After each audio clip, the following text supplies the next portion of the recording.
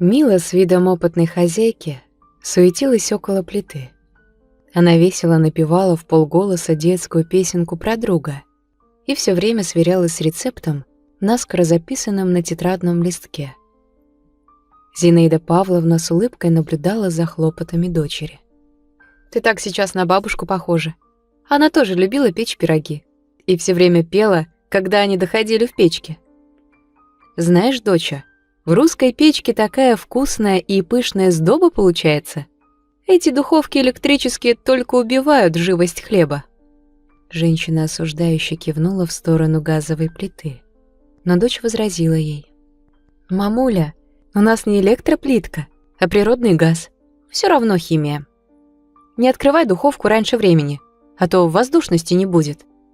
Мамочка, что бы я делала без твоих советов?» Девушка чмокнула мать в щеку и снова побежала к плите. «Как там Данька? Сходи, пожалуйста, посмотри, если тебе не трудно. Спит, наверное. Если бы он проснулся, уже бы весь дом об этом знал». Зинаида Павловна направилась в детскую проверить внука. Мила сидела в декрете с малышом, а бабушка охотно помогала ей справляться по хозяйству. По собственному опыту женщина знала, как тяжело молодой маме, особенно в первый год. Поэтому она всячески старалась облегчить жизнь дочери. Вчера она ее почти насильно отправила в турне по магазинам, хотя в их небольшом городке торговых точек было немного. Но для шопинга девушки, истосковавшейся по светской жизни, и этих объектов было вполне достаточно. Данька встретил бабушку радостной улыбкой и протянул ей навстречу пухлые ручонки. «Ах ты, солнышко моё! Проснулся мой сладкий мальчик!» Зинаида Павловна взяла внука на руки и направилась на кухню. «Пойдем, посмотрим, что твоя мамочка делает». Малыш залепетал что-то на своем языке. «Мам, тут душно. И запахи разные. Лучше поиграй с ним в комнате. Только смотри, чтобы он со стола ничего не стащил». Данил в прошлом месяце встретил свой первый день рождения. И в честь этой знаковой даты малыш решился сделать первый в жизни самостоятельный шаг. Это событие вся семья обсуждала целую неделю. Но мальчик решил и дальше удивлять родственников. Освоившись с ходьбой, он стал теперь всюду совать свои ручки. Зинаида Павловна вздыхала, вставляя в розетки специальные заглушки. «Теперь, Людочка, за нашим Даником нужно следить денно и ночно. Такой непоседа растет». «Это же очень хорошо, когда ребенок подвижный». Людмила читала много литературы по теме воспитания детишек и всегда с пристрастием расспрашивала патронажную сестру, когда та приходила с осмотром. Поэтому все утверждения молодой мамы имели прочную научную основу. Зинаида Павловна никогда не спорила с дочерью, но ей нравилось, что та очень ответственно относится к своей материнской миссии. Набравшись после дневного сна сил, Даниил уверенными шагами измерял большую гостиную. Ему не давали покоя ящики и дверцы, но предусмотрительная бабушка заблокировала их. Малыш пыхтел, стараясь проникнуть в тайное пространство, но у него ничего не получалось. Наблюдая с умилением за внуком, Зина Павловна кивнула дочери, которая торжественно несла дымящийся пирог к столу. «Ты тоже, когда маленькая была, минутки не сидела. Твоя бабушка, а ей в ту пору было уже за 70, не успевала за тобой». «Мама, заметь, мы сегодня бабулю уже дважды вспомнили всего за каких-то полчаса. К чему бы это?» Зинаида Павловна в раздумье пожала плечами, потом бросила взгляд на старинные настенные часы. «И где твоя боевая подруга? Приличные дамы не опаздывают?» В это время раздался настойчивый звонок в дверь. Мать с дочерью переглянулись и от души рассмеялись. «У нас сегодня какой-то день необычный, как в шоу экстрасенсов. Я открою, это точно Сашка». Через секунду из прихожей уже доносился громкий щебет двух неразлучных подружек. Мила вчера случайно встретила Сашу в торговом центре. После выпускного их пути разошлись. Люда поступила на юридический, а ее верная подруга поехала в столицу поступать на журфак. Сашенька еще со школьной скамьи прославилась на всю округу своим острым умом и таким же хорошо отточенным языком. Она была бессменным редактором школьной газеты, в которой без прикрас описывались не только главные события учебного заведения, но и нарушители порядка. За критику обиженные одноклассники стол Саши периодически украшали кнопками. Но девочка ни разу не попалась в сети злоумышленников. Тогда они ради отмщения отлавливали мышей, чтобы тайно закинуть в рюкзачок редакторши. Но отчаянная Александра била по противнику его же оружием. Она оперативно отправляла грызунов в их сумки. Это был оригинальный способ унизить врага, потому что застигнутые врасплох мальчишки визжали не хуже девочек. В университете невероятные Сашины таланты заметили сразу. Уже на первом курсе она была принята в состав студенческой команды журналистов, а через год стала главным редактором. Все педагоги были без ума от активной девушки. Ей прочили самые яркие перспективы. Но при распределении она сама напросилась на должность простого корреспондента в районную газету. Вчера при встрече в торговом центре девушка объяснила свое желание начать трудовой путь с азов. Настоящий журналист должен попробовать все: побегать с диктофоном по стройкам, попотеть с камерой на солнцепёке, выбирая удачный кадр. Иначе даже с краснодипломника никогда не получится профессионала. Александра не скрывала эмоций. По ее улыбке и сияющим глазам было видно, что она довольна выбранной профессией.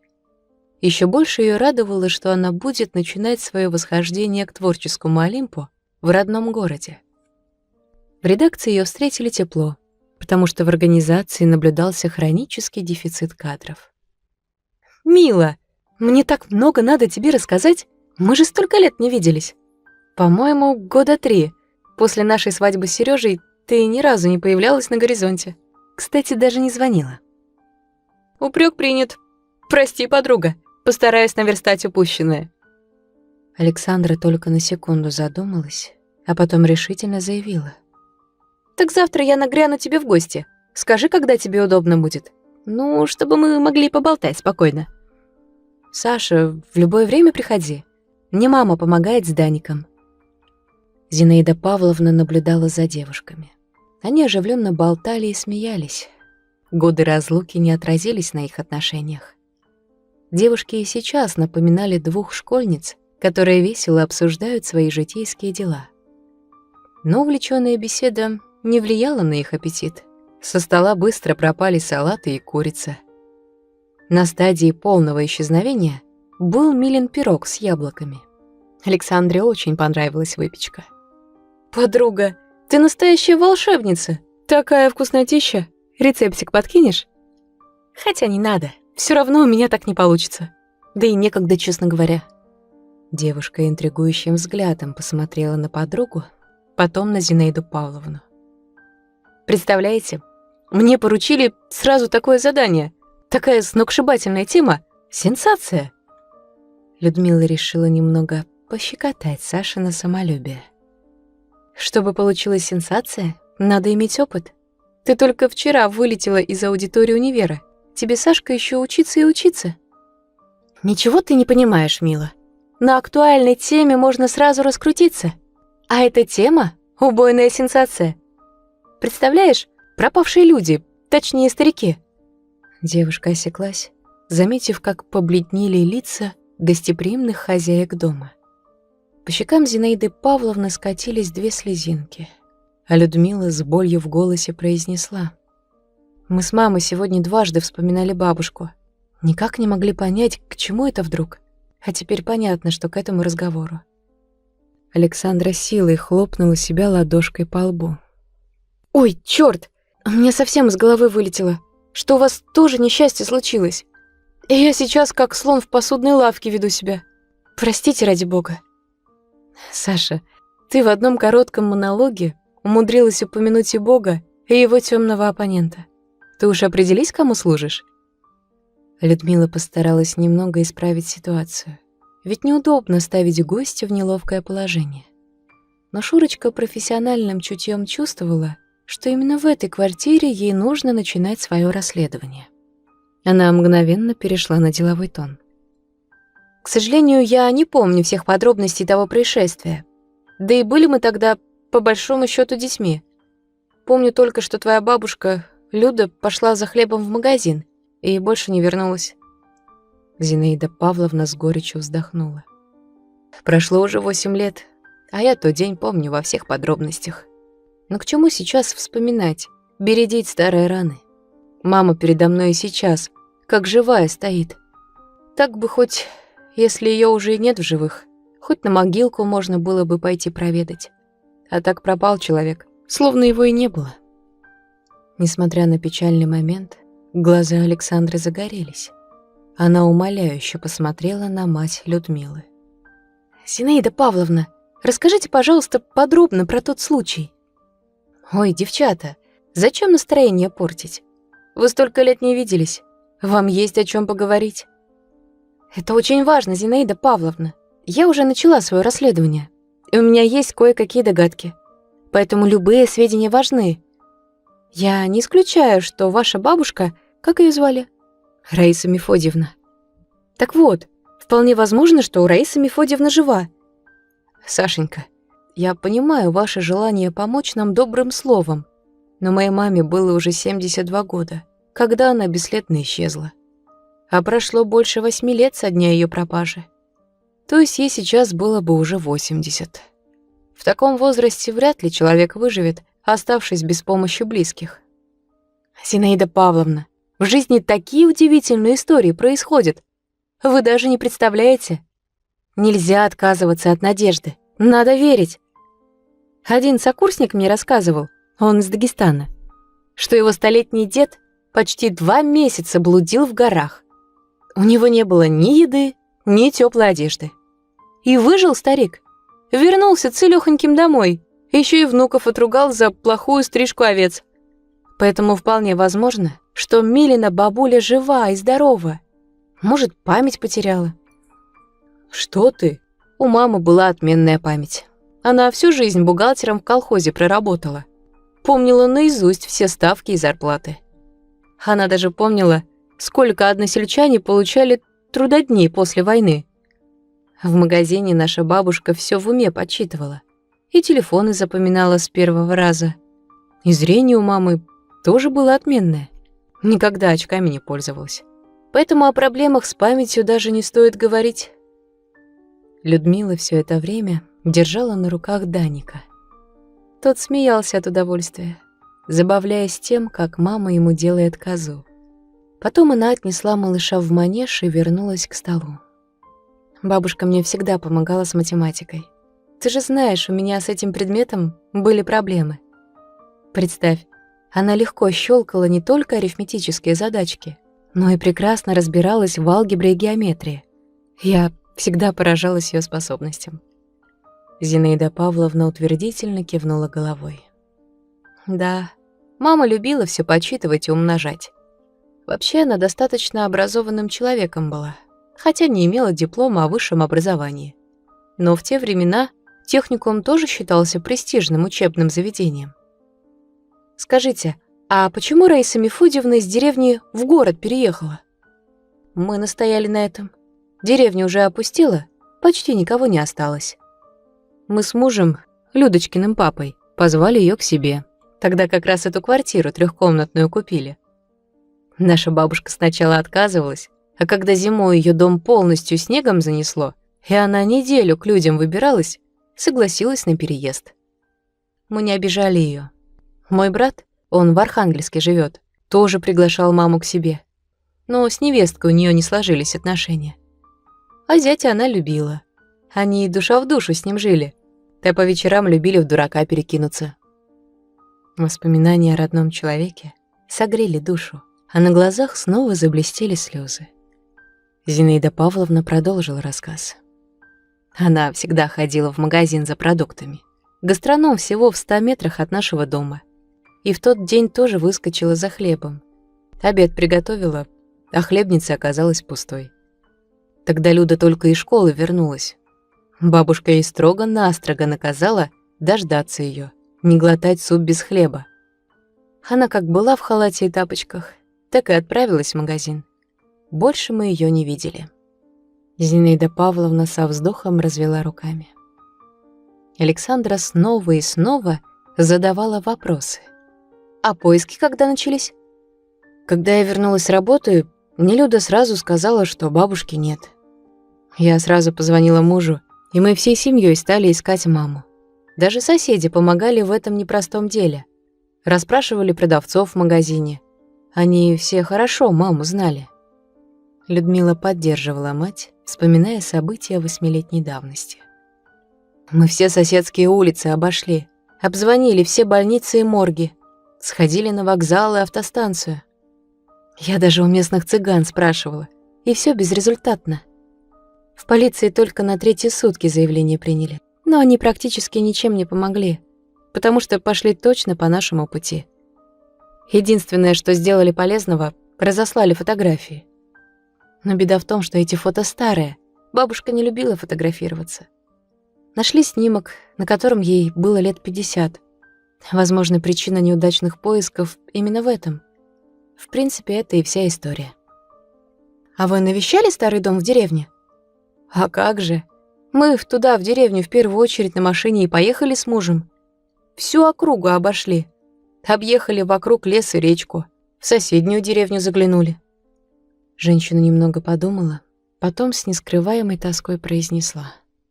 Мы сейчас частенько наведываемся туда. Ездим через неделю, когда наш глава семейства или Серёжа свободны.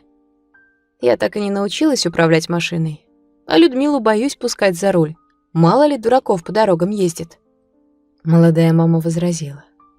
Я прекрасно справляюсь с управлением. И папину машину изучила от А до Я. Могу даже отремонтировать, если в пути что-то случится. Просто ты, мама, перестраховщица и любишь из мухи делать слоника. Зинаида Павловна отмахнулась от дочери. Иди лучше ребенком займись. Наверное, спать ему пора. Мальчик хныкал и тер кулачками глазки. Мила подхватила его на руки, унесла в детскую комнату. Когда Зинаида Павловна осталась наедине с Александрой, она поделилась с девушкой тем, что ее беспокоило все эти годы. «Знаете, Шурочка, мне тоже кажется, что мама жива. Она мне так часто снится. Все просит, чтобы мы ее спасли. Говорит, что ей тяжело в плену. Я, конечно, в сны мало верю, но в них все-таки что-то есть. Это вам разум подсказывает, что надо верить. Это мое мнение». Шурочка стала собираться, но уже на пороге обернулась и сказала хозяйке. «Случаи жизни подтверждают, что очень часто сны бывают пророческими. Кстати, вы мне подсказали одно направление поисков». После этого вечера Александра частенько появлялась в доме своей школьной подруги. Она ничего конкретного им не рассказывала, а наоборот, очень подробно расспрашивала об увлечениях пропавшей Раисы Мефодьевны, ее вкусах и странностях. Она выпивала чашку чая и так же внезапно исчезала, как и появлялась. Однажды девушка появилась почти ночью. Она была возбуждена, а ее внешний вид вызывал удивление. Зинаида Павловна ее даже не узнала, когда та появилась на пороге. Предугадывая удивление женщины, Шурочка выпалила. «Тётя Зина, не пугайтесь, это я. Просто у меня маскировка такая». «Шурочка, тьфу на тебя. А я подумала, что ты уже к бомжам в подвал переместилась. У нас целая шайка прошлой зимой зажигала, но мы замки повесили. Так они теперь в соседний дом перебрались. Уже сколько раз в полицию звонили, но наши блюстители порядка не реагируют на наши жалобы. А что они могут с ними сделать? К себе же домой не заберут. Составят протокол, подержат пару часов в изоляции, и все равно приходится отпускать неблагодежные элементы на волю». Девушка прошла за Зинаидой Павловной на кухню. «Собственно, я к вам по делу. Мне нужны фотографии, чтобы качество было более-менее сносное». Хозяйка дома развела руками. «Я же предупреждала, что у нас практически нет нормальных фото. Вы сами посмотрите, Я вам сейчас семейный альбом покажу».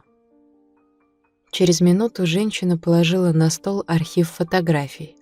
Снимков было очень много. По ним действительно можно было составить хронологию жизни отдельно взятой ячейки общества. Очень много было довоенных фото. Зинаида Павловна с удовольствием комментировала каждый кадр из прошлой жизни. Это мама еще до войны. Ей было всего 4 годика в 41-м. А это она в школе. Наверное, класс 5. Это и грамоту за хорошую успеваемость вручают. А этот снимок мама больше всех любила. Она на ВДНХ ездила от своего колхоза. Конечно, она там не одна была, а в составе делегации. Фотографий было очень много, но ни одного снимка, который мог быть полезен в поисках, Александра не нашла. Она закрыла альбом. «Зинаида Павловна, постарайтесь вспомнить, может быть, есть любительские снимки? Сейчас все любят фоткаться на телефон, потом в соцсети выкладывают свои снимки». «Ой, Шурочка, вы меня озадачили. Ничего такого я не припомню». Но Люда вдруг встала. Она кое-что вспомнила, о чем и не вспоминала на протяжении многих лет. Видимо, Саша правильно спросила, что эта мысль пришла в голову Людмиле. «Саша, у меня кое-что есть. Я только сейчас вспомнила». На кухне показалась Мила.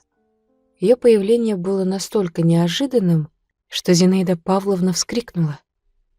«Дочка, ты когда-нибудь доведешь собственную мать до инфаркта?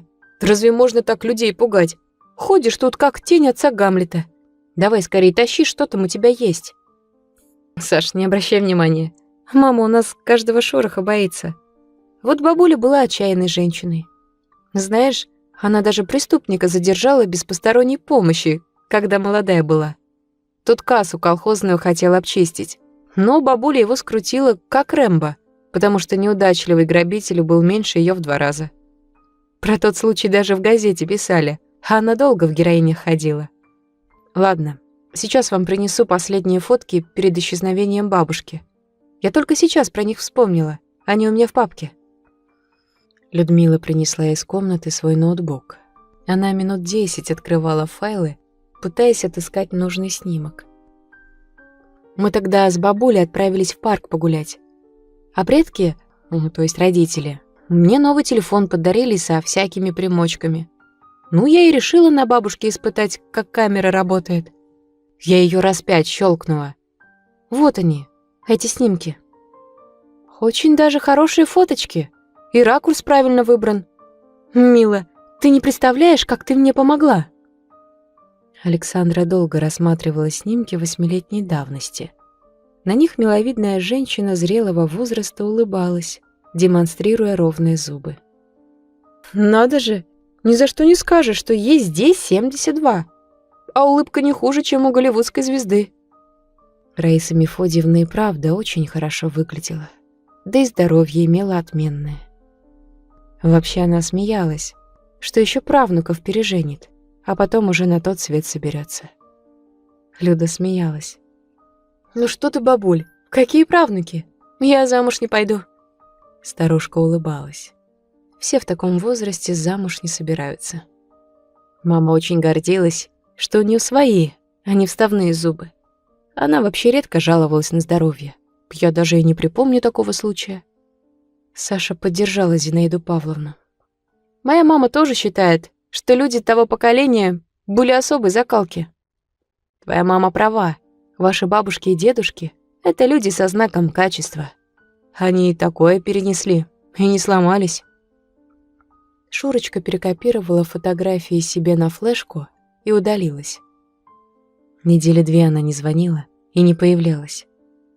Мила пыталась связаться с ней через Одноклассники, но она не заходила на свою страничку тоже несколько недель. Любопытство не давало Людмиле покоя, и она, вопреки запретам, позвонила в редакцию. Там не сказали, что корреспондент Александра Путилина в командировке по заданию редакции. Подруга позвонила неожиданно среди ночи. Номер был незнакомый, а по коду Мила поняла, что Саша находится за границей.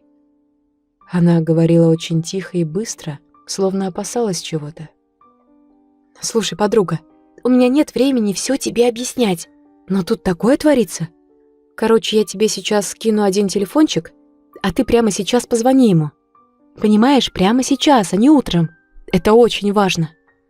В трубке раздался непонятный хлопок, и Саша тревожным голосом прошептала: «Все, больше я не могу говорить!»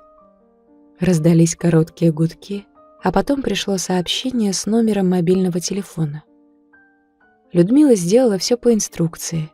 Позвонила среди ночи незнакомому абоненту. Сонный голос ее недовольно спросил: «Кому не спится ночью?» Девушка рассказала о ночном звонке Александры. Собеседник на том конце сразу оживился. «Спасибо, девушка, за звонок». Больше он ничего не сказал. Людмила удивленно пожала плечами. Эта таинственность ее стала раздражать. Она мысленно ругала подругу. Неужели трудно все объяснить по-человечески? Тем более это дело касается нашей семьи. Все какие-то тайные загадки. Не может Сашка без этого. Любит она пощекотать нервы себе и другим. Уснуть больше не удавалось. Почему-то вспомнилась бабушка. В последнее время о ней очень часто вспоминали. Тогда Люда, так и не дождавшись ее из магазина, решила, что, наверное, большая очередь, хотя такого она никогда не видела. Она дошла до магазина, но бабушку так и не нашла. Только после этого позвонила маме. Никто на тот момент даже и не думал о плохом. Думали, что подругу встретила, заболталась, еще что-то. И только когда на улице наступила ночь, они поняли, что что-то случилось. Мать сама на себя не была похожа. Да и никто не мог понять, как такое может быть. Был человек и просто испарился. Как будто инопланетяне забрали. Тогда, кстати, Люда увлекалась такими передачами и не исключала и такой возможности. На следующий день они всей семьей отправились на дачу, а точнее в деревню, где пустовал бабушкин дом. Они старались ухаживать за родовым гнездом по мере возможностей. Заменили ограду, покрасили фундамент, навели порядок во дворе. Но главная цель таких визитов была вполне приземленной — обеспечить запас провианта на зиму. Еще весной посадили картошку, несколько грядок выделили под овощи. И сейчас рачительных хозяев радовал вид ярко-красных томатов, огурцов и перцев. Женщины сразу принялись за работу, а мужчины взяли удочки и направились к реке. «Пойдем, порыбачим немного», — Зинаида Павловна напутствовала рыбаков. «Вы там, смотрите, не балуйтесь, а то знаю я вашу рыбалку. Небось, прихватили с собой живую воду?» Муж Зинаиды Павловны возмутился подозрением супруги. «Что ты, мать? Я же за рулем. Да мы ненадолго». Вернулись они довольные и счастливые, что подтверждало догадки Зинаиды Павловны. Но в качестве смягчающего вину обстоятельства было полное ведерко улова. Рыба еще трепыхалась, вызывая восторг у мужчин. «Какой знатный улов! Но, видно, редко кто сюда с удочкой заходит. Ведь еще 5 лет назад в этой речушке только мелкие пескари были, а сейчас крупная рыбка вернулась, потому что спокойно ей в этом пустынном месте». Когда Людмила с матерью готовили ужин, позвонила Александра. «Подруга, вы где?» «На даче. Сегодня суббота, мы решили поехать все вместе». «Хорошо, скоро буду», — Зинаида Павловна спросила. «Шурочка?» «Она самая. Она как тайный агент, то исчезнет, то внезапно объявится. Мама, я никак не могу привыкнуть к ее штучкам. Просто у Александры такая беспокойная натура. Она свою жизнь сумела превратить в интересное приключение. Если честно, я ей всегда завидую. Столько энергии у хрупкой девочки». Саша всегда была такой непоседой. А еще у нее была грандиозная способность попадать в разные передряги. Иногда просто на ровном месте. Каких только историй не случалось с ней. И несмотря на свой еще довольно молодой возраст, Саша уже вполне могла бы написать книгу о своих приключениях. Она сама смеялась. Когда она выйдет на пенсию, то напишет мемуары, которые будут пользоваться огромным успехом. И она станет миллионершей. Люда ей со смехом отвечала. Во-первых, с таким образом жизни ты можешь и не дожить до пенсии. Тебя прихлопнут за твой длинный нос и такой же язык. А во-вторых, если и доживешь, зачем тебе миллионы в таком возрасте? Подруга смеялась, а мать Людмилы Зинаида Павловна резонно замечала. Мне кажется, что Шура и в 100 лет не изменится. Поэтому и применение миллионам она найдет. После ужина внезапно пошел дождь. На улице было уже темно, поэтому было приятно находиться в доме под надежной защитой от дождя и ветра. Мила уложила Даниила спать и уже сама собиралась поудобнее устроиться на большой бабушкиной кровати с пуховыми подушками. Зинаида Павловна убирала со стола. Вдруг в окошко кто-то сильно застучал, потом в него стали колотить со всей силой. Женщина вздрогнула от неожиданности и перекрестилась. «Кого это несет в такую погоду?» «Мам, неужели ты не догадываешься, кто может так колотить в окна? Это наш Шерлок Холмс, собственной персоной». Девушка распахнула дверь и обомлела. Саша была не одна. Рядом с ней... «Мама! Мамочка!» Зинаида Павловна бросилась к спутнице Александры. Она что-то говорила и рыдала в голос. На шум выскочили мужчины. «Что случилось? Почему кричим?» Но очень быстро они поняли причину ночного переполоха. Отец Милы только и смог произнести: «Раиса Мефодьевна, тёщенька дорогая, где же вы столько лет пропадали?»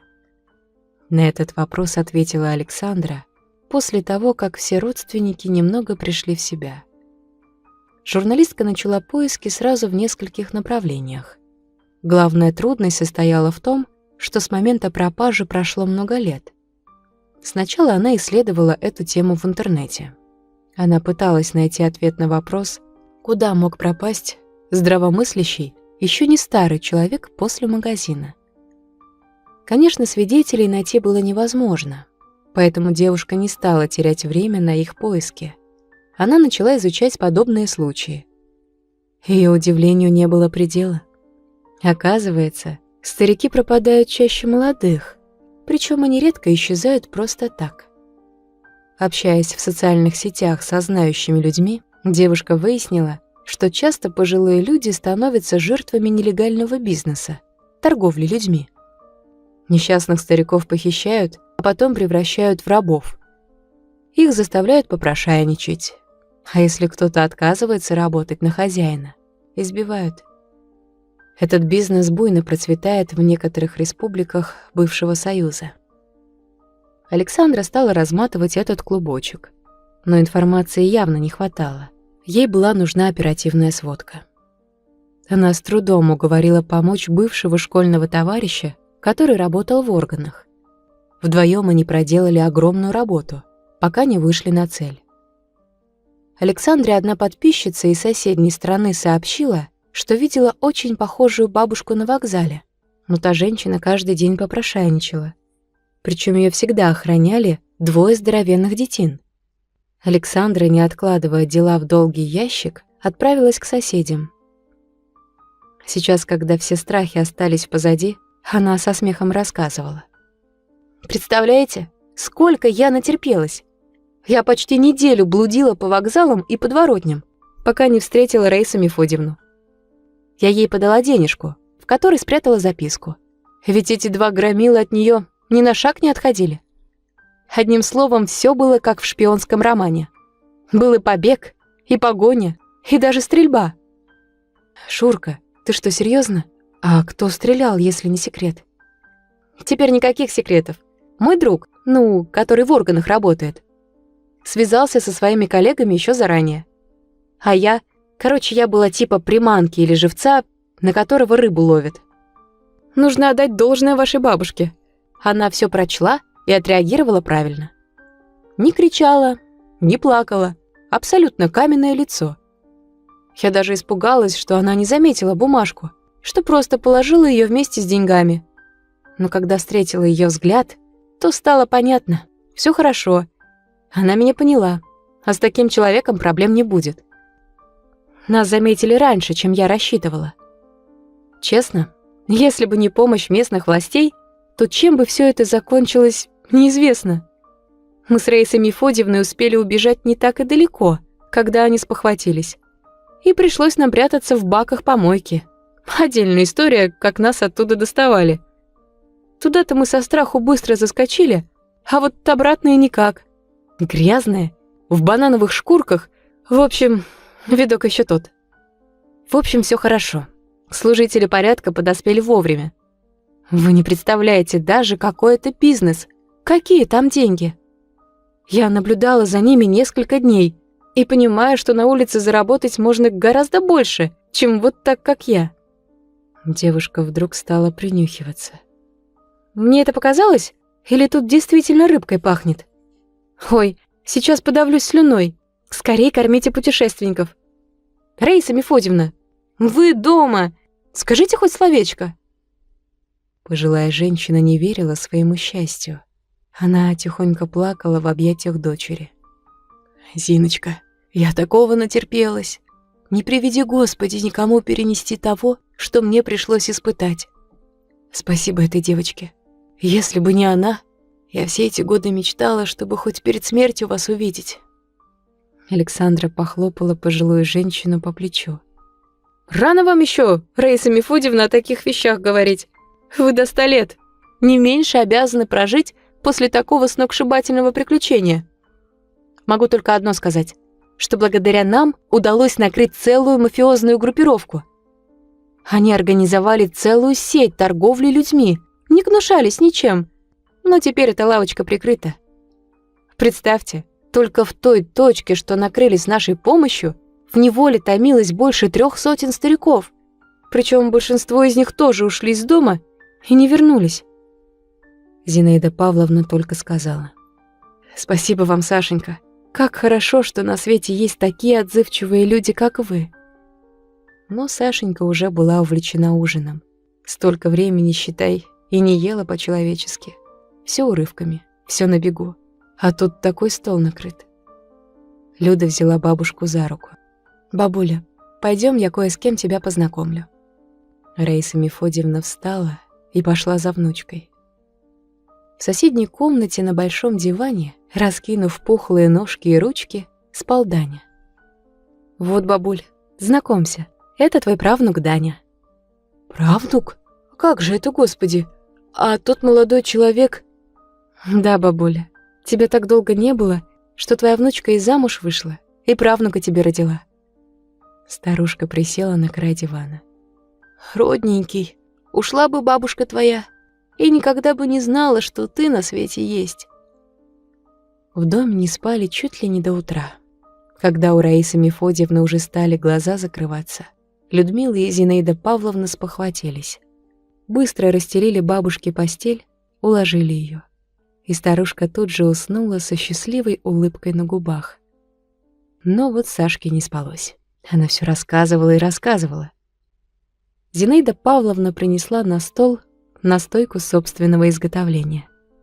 Когда муж недоуменно на нее посмотрел, просто сказала: «Это от нервов. У меня до сих пор сердце колотится». Так и просидели, пока светать начало. А как только улеглись все, Раиса Мефодиевна глаза открыла. Старческий сон быстрый, поспала 2 часика и хватит. Лежала просто с закрытыми глазами, чтобы не беспокоить никого. Она с жадностью осматривала свой дом. Узоры на обоях, печку, потолок. Такие простые вещи, на которые раньше и внимания-то не обращала, теперь казались настолько дорогими сердцу, что вызывали слезы. Она не хотела больше вспоминать о том, что было. Но мысли так и лезли в голову. Вот она выходит из магазина. К ней подходит приятная девушка, спрашивает какую-то улицу. Старушка начинает ей объяснять, они как-то незаметно подходят к большой машине, а потом темнота. Ее и еще нескольких старушек очень долго везут. Когда они кричат или плачут, их просто бьют. Было страшно, было больно, но надежда была, что все закончится, что это какая-то ошибка. А потом потянулись дни, месяца, каждый день похож на другой. И Раиса Мефодьевна уже не знала, за что молиться. За то, чтобы еще хоть раз увидеть своих родных, или за то, чтобы Бог скорее ее прибрал. Все закончилось. Александра потом за свою историю получила высшую награду в конкурсе журналистов. Ее стали узнавать. Она вышла замуж за того самого одноклассника. На свадьбе смеялись. Муж преступников ловит, а она следом журналистский материал собирает. Просто идеальная пара. Раиса Мефодьевна еще 6 лет смогла пожить на этом свете. Радовалась каждому дню, как ребенок. С Данькой подружились так, что правнук просто ни на шаг от нее не отходил.